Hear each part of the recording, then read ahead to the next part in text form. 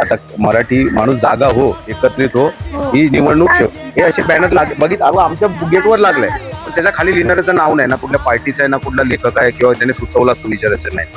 मराठी माणसाला तुम्ही जर म्हणत असाल हा टावर आहे, आम्हाला एंट्री नाही. आमचं आराध्य दैवत आई जरीमरीचं मंदिर आहे आतमध्ये त्यांच्या वास्तूत, तिची जोपासना केली जात नाही. तिकडे जायला लागल्यावर त्यांची परवानगी घेऊन जावी लागते.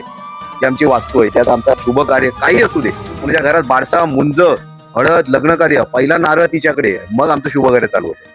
उत्सवाची सुरुवात पण तिच्यापासून चालू होते. या मंडळाचे काही उपक्रम असते तिथूनच. तिथे जायला म्हणजे आमची वास्तू, आमचा देव, आमची जागा, तिथं आम्हालाच होती.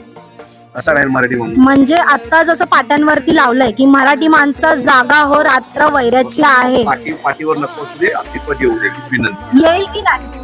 आता कसं सांगणार, इतके वर्ष नाही झालं तर आता लगेच होणार काय? जादूची छडी आहे मॅडम ही? राजकारणात बघा, राजकारणात पाहायला गेलात ना तर परप्रांतीय नेता नाहीच आहे ना, मराठी मुळात स्थानिकच आहे, मराठीच आहे.